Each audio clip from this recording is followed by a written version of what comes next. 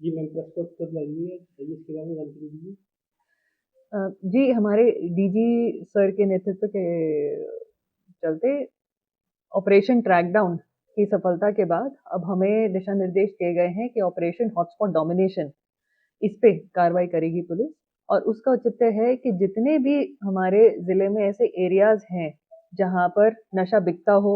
या नशे का सेवन होता हो या जहाँ पर जुआ-सट्टा खेला जाता हो या कुछ ऐसी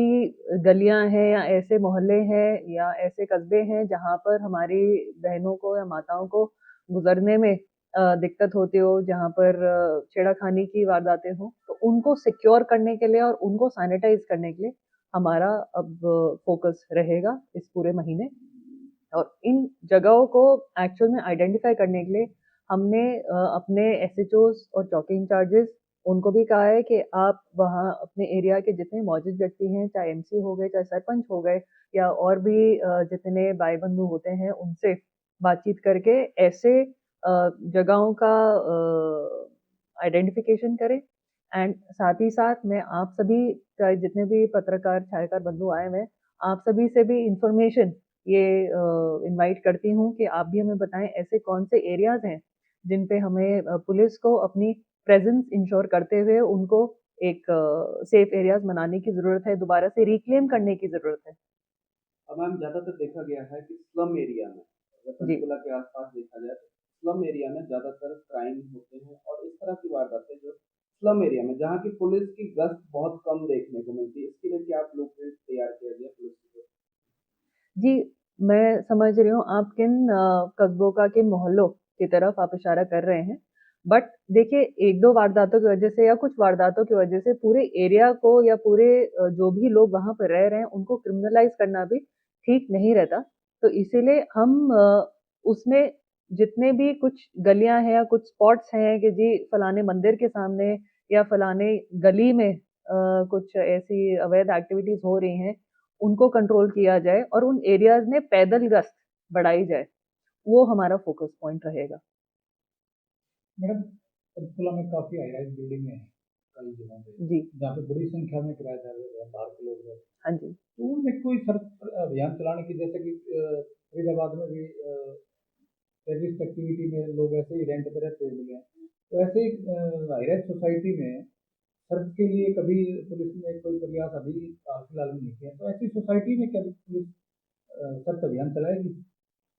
जहाँ पे बड़ी संख्या में किराएदार रह रहे हैं? देखिए सोसाइटीज़ में सर्च अभियान की जगह जो आरडब्ल्यूएज़ हैं, उनका ही हम हेल्प माँगते हुए उनको कहेंगे कि आपके जितने भी रेज़िडेंट्स रह रहे हैं, उनको आप वेरीफ़ाई करें और यदि कोई भी अगर सस्पिशियस या फिर कोई सस्पेक्टेड बंदा लगता है, कोई भी सस्पेक्टेड फैमिली लगती है, तो पुलिस को बताएँ।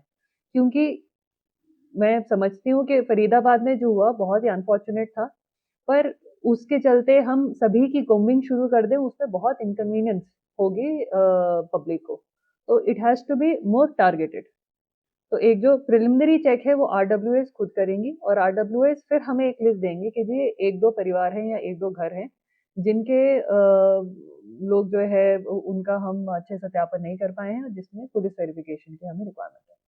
मतलब दिन में ही ये सिक्योरिटी रहेगी पुलिस की या रात के लिए भी कोई कुछ तैयारी जी, की है? हमारा हॉटस्पॉट डोमिनेशन के तहत गोल यही है कि जितने भी एरियाज़ हैं, हम परमानेंटली रिक्लेम कर लें और व्हेन आई से परमानेंटली तो चौबीसों घंटे। यहाँ पर जो भी अवैध एक्टिविटीज़ हो रही हैं, नशा बेचने का या नशा पीने का या फिर जुआ हो, चाहे सट्टा हो और भी कोई अवैध काम हो, तो एकदम 100% उसकी रोकथाम की जाएगी और रिस्पॉन्सिबिलिटी फिक्स की जा सके, उसके लिए हम teams proper by name teams लगाई जाएँगी ताकि कल को अगर वहाँ पर कंट्रोल नहीं हुआ, तो मुझे पता हो कि किसकी ज़िम्मेवारी थी, जिसने अच्छी तरह से पूरी नहीं करी। मैम, पंचकुला पुलिस की ज़्यादातर ड्यूटी वीआईपी ड्यूटी में लगी रहती है, जैसे चौकी थाना वालों की लगी रहती है, तो इस तरह से इनका ध्यान जो है जो नशा बेचने वाले हैं उनकी तरफ से ज़्यादा रहते हैं, चौकी थाने खाली रहते हैं और वीआईपी ड्यूटी में लगे रहते हैं, तो इसको कैसे देखते हैं? देखिए एक जंगल में जब शेर घूमता है, तो शेर